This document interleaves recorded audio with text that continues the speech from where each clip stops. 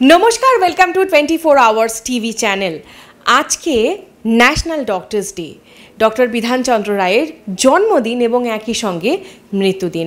আজকে এই মুহূর্তে আমি রয়েছি গুডেস হসপিটালে এবং আমার সঙ্গে রয়েছেন guest of honour doctor Amitabh Chakraborty. নমস্কার ডাক্তারবাবু, ওয়েলকাম টু 24 আওয়ার্স টিভি। নমস্কার।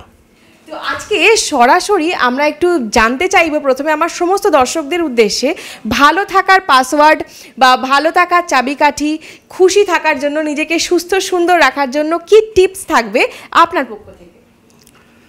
দেখুন, ভালো থাকাটা আমার মনে হয় 80% নির্ভর করে সেই মানুষটির নিজের উপর। সুতরাং সে নিজে তার লাইফস্টাইল, তার খাদ্যাভ্যাস, তার জীবনশৈলী, এগুলোর উপর বোধহয় 70 থেকে 80% নির্ভর করে সে কতটা ভালো থাকবে, সুস্থ থাকবে মানসিক এবং শারীরিকভাবে। সুতরাং এনভায়রনমেন্টাল কিছু ফ্যাক্টরস থাকলেও পার্সোনাল লাইফস্টাইল এবং food habits is very very important. Exactly. তো এই যে পার্সোনাল হ্যাবিটস এবং তার সঙ্গে সঙ্গে ফুড হ্যাবিটস, তো আমরা একটা জিনিস আজকাল দেখতে পাই, হয়তো বিগত 20 বছর আগে জিনিসটা এতটা বেশি ছিল না, যে ক্যান্সার এই ডিজিজটা মানুষের মধ্যে বাড়ছে। তো এইটার রিজনটা কি মানুষের লাইফস্টাইল? হ্যাঁ, দেখুন, আমি প্রায় 20 বছর এই অ্যাজ অ্যান অঙ্কোলজিস্ট কলকাতায় প্র্যাকটিস করছি। মূলত 3টে কারণ দেখা গেছে ক্যান্সারের ক্ষেত্রে। একটা হচ্ছে a certain percentage genetic predisposition থাকে, যেটা অনেকাংশেই আমাদের হাতে নেই, জন্মগতভাবে আমরা পাই, এবং কিছু মিউটেশন হয় যেগুলো আমাদের হাতে নেই। সেকেন্ড হচ্ছে কিছু এনভায়রনমেন্টাল কজ, যেগুলো কিছুটা আমাদের হাতে আছে, কিছুটা নেই। এবং থার্ড হচ্ছে personal causes, that is personal lifestyle and food habits. তো এর মধ্যে যেটা সবচেয়ে বেশি আমাদের হাতে থাকে সেটা হচ্ছে লাইফস্টাইল এবং ফুড হ্যাবিটস। লাইফস্টাইলের মধ্যে ধরুন tobacco use, any form of tobacco use, সেটা ওরাল টোব্যাকো হোক, স্মোকিং হোক, বা any form of tobacco indulgence, সেটা যতটা পারা যায় অ্যাভয়েড করা। পার্সোনাল লাইফস্টাইলে যতটা কম সেডেন্টারি লাইফ লিড করা যায়, সুতরাং কিছুটা অ্যাক্টিভিটি করতেই হবে প্রতিদিন, যত সেডেন্টারি আপনার লাইফ হোক। কিছুটা আধ ঘন্টা 1 ঘন্টা এক্সারসাইজ করা, শরীরটাকে একটু সচল রাখা। তৃতীয় হচ্ছে food habits, that is also very very important.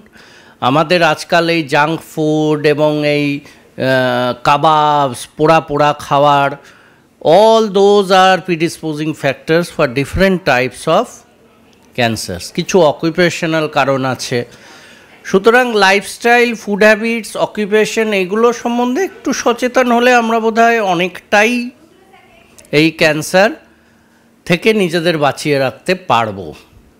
এবং এই প্রসঙ্গে আমি চলে আসি যে হেড অ্যান্ড নেক ক্যান্সার এবং তার সাথে সাথে উইমেনদের মধ্যে ব্রেস্ট ক্যান্সার বা সার্ভাইকাল ক্যান্সার, তো এইটাকে যদি মানুষ মনে করে যে এটাকে কি নির্মূল করা, তো ক্যান্সার পুরোপুরি সম্ভব?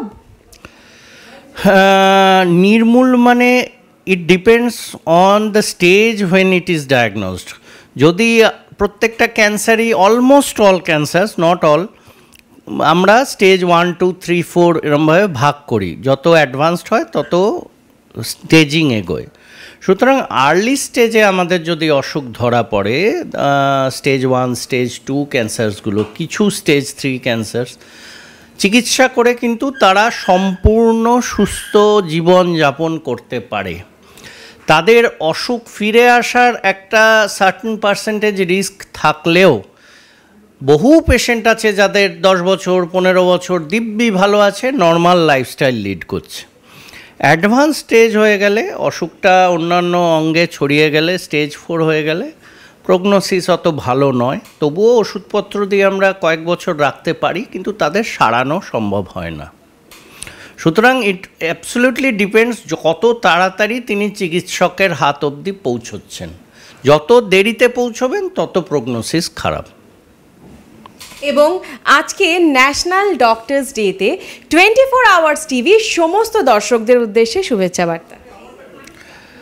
সুস্থ থাকুন সবাই, একটু সচেতন থাকুন, খুব বেশি সোশ্যাল মিডিয়া ডিপেন্ডেন্স না হওয়াই ভালো, অ্যাক্টিভ মেলামেশা বিশ্বাস রাখুন, কিছুটা এক্সারসাইজ, আধ ঘন্টা 1 ঘন্টা এক্সারসাইজ যে কোনো রকমের, সেই যোগা হোক হাঁটা হোক, একটু ইনভলভমেন্ট থাক, খাদ্যাভ্যাসটা একটু নজর রাখুন, আর মাঝে মাঝে প্রয়োজন মতো শারীরিক পরীক্ষা নিরীক্ষা ডাক্তার দেখিয়ে নেওয়া, কোনো অসুবিধা হলে ফেলে না রাখা, এইটুকুই মূলমন্ত্র।